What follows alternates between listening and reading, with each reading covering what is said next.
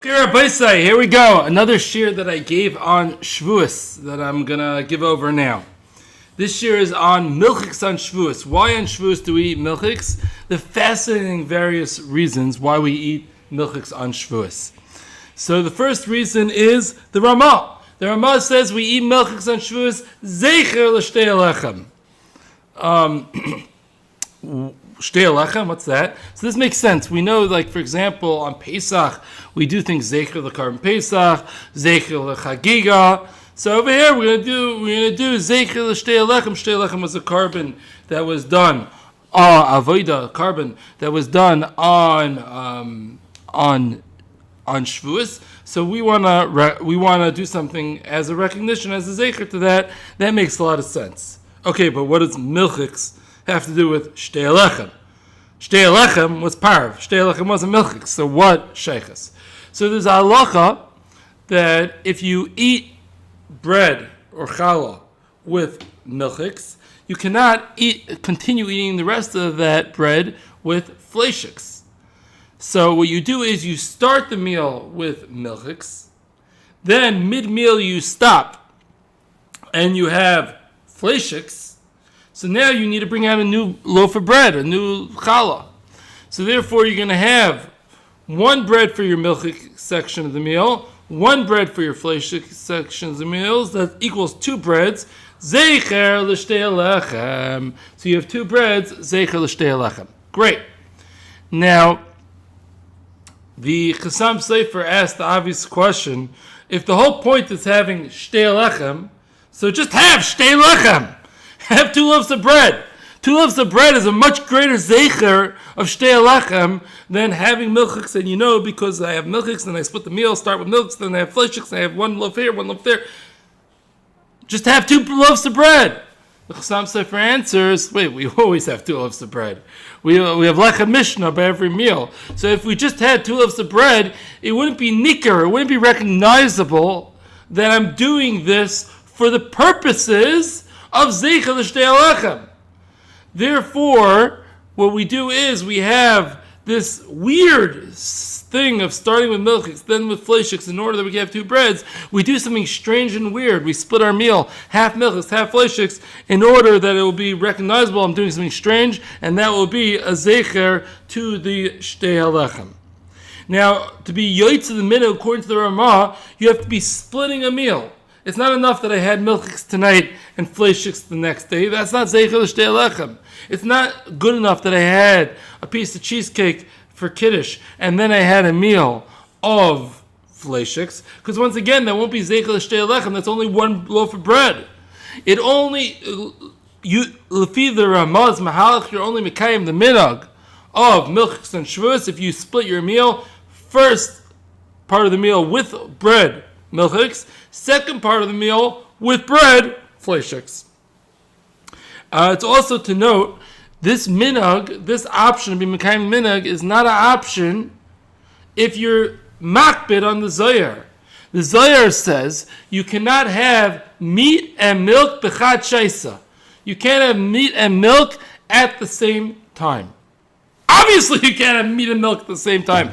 Well, look, I'm a firm yid. I don't have milk and meat at the same time. That's us, or either the race or abundant, depending on cooked together or not, whatever. But obviously, I can't have milk and meat at the same time. So, what's pshat in the Zohar? So, we're going to see there's a couple of different pshatim that come out from the Zohar, but one of them is that you cannot have milk and meat in the same meal. It needs to be separated. So, you need a bench in between milk and meat. If you're going to bench in between the milk and meat, you cannot possibly be mekayim the minhag of the Ramah. So the minhag of the Ramah is not an option for those that are makbid on the Zohar.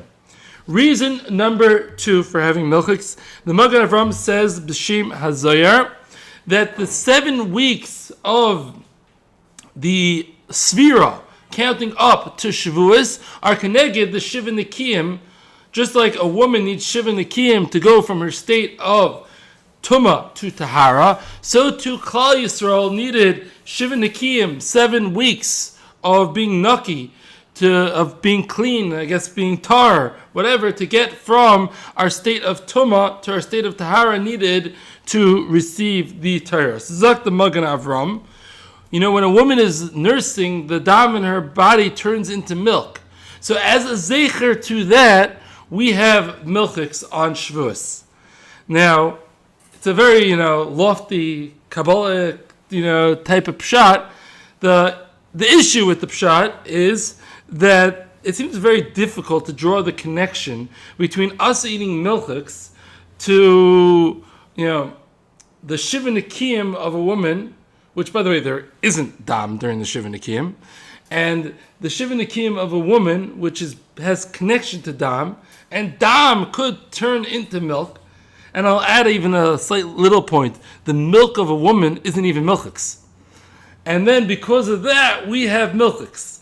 So it's it's a definitely an interesting pshat, but drawing the connection is a challenge. Okay, reason number 3 for having milchigs. The Mishnah Berurah quotes Adam Gadol, who says that after receiving the Torah, we couldn't eat meat. Why couldn't we eat meat? What was wrong? What was the problem with eating meat? The reason why we couldn't eat meat is, listen, we needed a shchita knife. We didn't have a shchita knife ready because, you didn't do shchita before Matan Torah. And we couldn't do nikar agid. It was a big problem. We didn't know how to do nikar agid. It was to do shchita, to do nikar agid. There's a lot very complicated to learn. To how to do melicha, to salt the animals. And furthermore, how are we going to cook the meat? Their kalim were all treif. If their kalim were treif, how are you going to cook the meat? And therefore, they just had milchigs, because that was easier. Now the Mari Levi asks, what do you mean they had milchigs? You can't cook milchigs in a treif kli either. So the Mari Levi, they had raw milchigs. Milchigs you could have raw, whereas meat you can't. Well, nowadays there's plenty of people that have this carpaccio stuff and some other raw meat, but we see clearly that in previous times they didn't have raw meat. For example, in Hilchas Muksa, raw meat is the classic example of something that's muksa because it's useless, because you can't have meat that you didn't cook. Raw fish also, we'll see that changed, and raw meat is actually machlokes a little bit in muksa, but how we paskined until recently, maybe it might have changed, probably not. But raw meat was always the example of something that you can't eat. So we see that so meat they couldn't have, so they would have raw milk. Many ask on this pshat, they couldn't cook because their kalim were treif. What does the Gemara say? Lefi Rav Shitas, when was Torah given? The Torah is given on Shabbos. If the Torah is given on Shabbos, you can't cook on Shabbos anyways. So what is the reason that they couldn't eat meat is because they had their kalim or treif. It was Shabbos. If it's Shabbos, you can't cook anyways. So I saw 3 answers to this question. One answer is we're just working with Shittas Rebbe Eliezer ben Azariah. The Shitta Rebbe Eliezer ben Azariah was the Torah was given on Erev Shabbos. And if the Torah is given an Erev Shabbos meal, it's not a kasha. But once again, you wouldn't expect this minhag to be only working with the Das Yachid. Second shita is the Gulas Yisrael.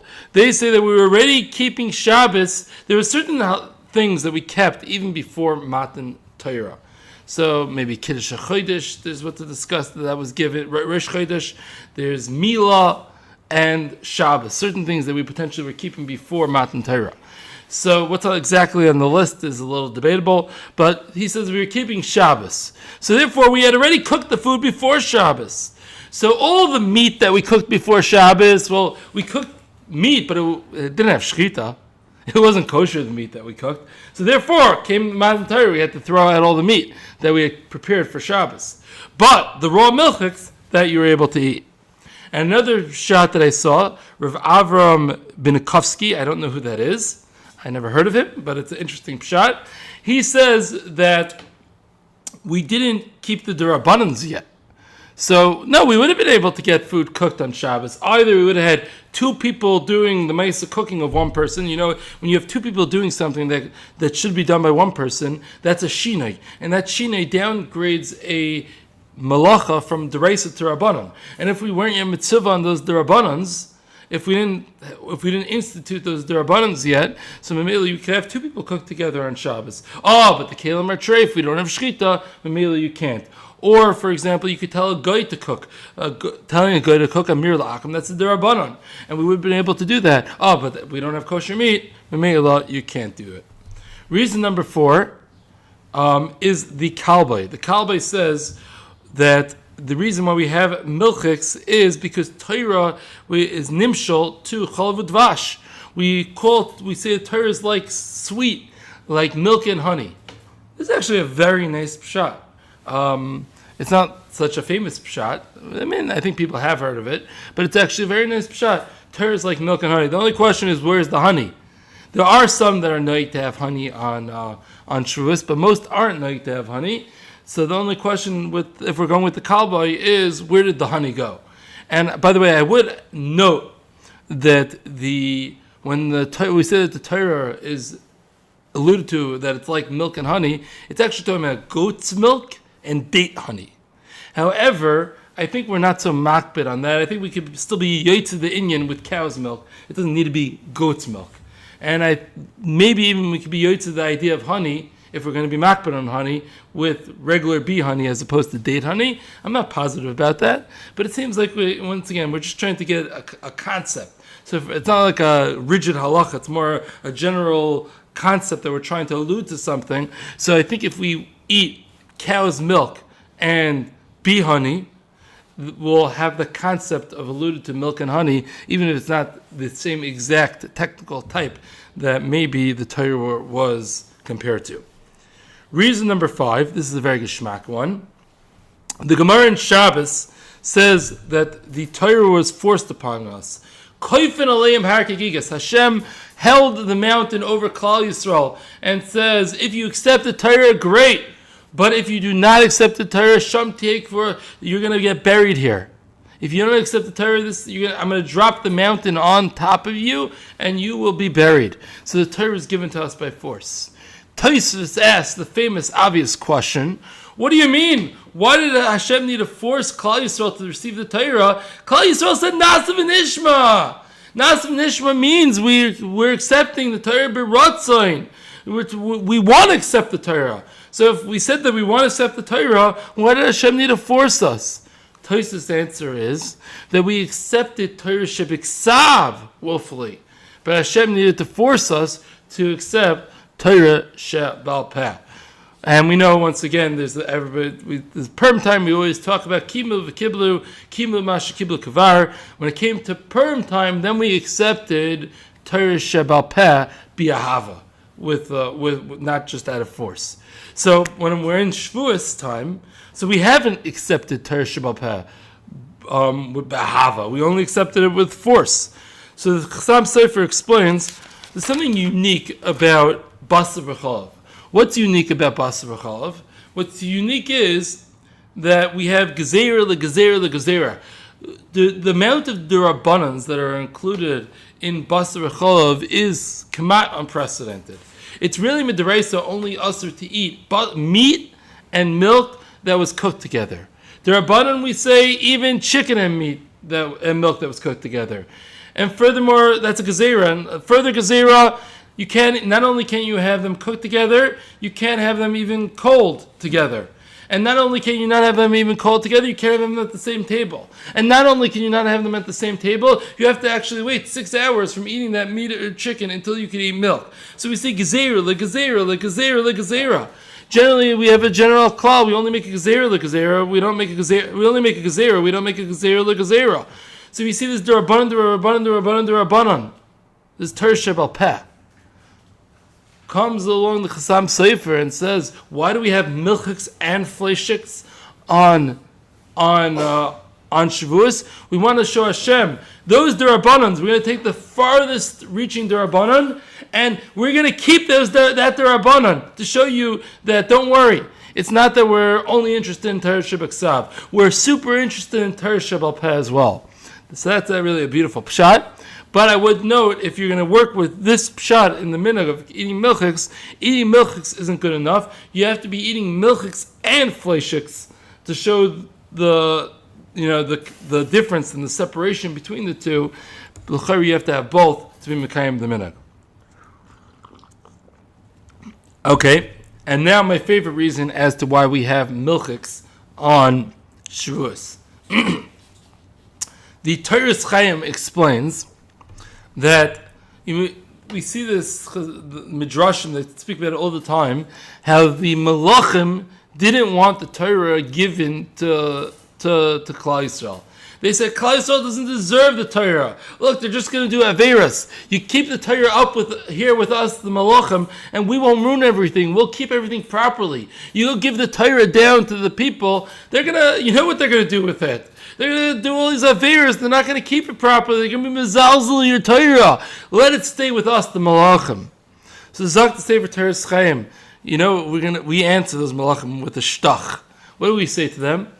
You know, there was one time that you guys came down to this world, and one time that you ate. What did Avram Avinu feed the Malachim? He fed the Malachim milk and meat. And the Malachim then went and they seemingly ate the milk and meat together. Or even if they didn't eat the milk and meat together, they certainly, we don't see anywhere that they did kinuach va'adacha, in between the milk and the meat. They didn't separate properly between eating milk and meat. So we're telling Hakadosh Baruch Hu, no, don't give the meat, don't give the Torah to the Malachim. The Malachim don't know how to keep the Torah. You see, they have one opportunity, they're busy eating milk and meat together. Give it to us. We on Shavuos, we're showing we have milk and we have meat and we separate properly. We keep the halachas properly in between milk and meat. And therefore we're more fitting to get the Torah than the Malachim. Okay, I like that pshat very much. I'm just going to quickly go through the idea of, is there a chiyuv to have meat on the Yontif meal? I actually discussed this in the shiur that I just gave shortly before on being a vegetarian, whether that's against the Torah. So I'm just going to do this very bekitzer because I did it in greater arichas there. So is there a chiyuv to have meat on a Yontif meal? So we know there's a chiyuv of simcha on Yontif, v'samachta b'chagecha, and we know Chazal say, ain't simcha el b'basar v'yayin. So Zak the Rambam, you have a chiyuv of having meat on a Yontif meal. However, most Rishonim understand that ain't simcha el b'basar v'yayin only applies to basar shel karbanas. And when you don't have karbanas, there's no chiyuv of having meat, and therefore milk would be fine. Now, it happens to be there's a general Messiah, Shabbos, Yontif, whatever, to have meat meals. However, certainly on Shavuos, when there's a Messiah of having milchik meals, then you're not going against any Messiah by having that milchik meal. Thank you for listening.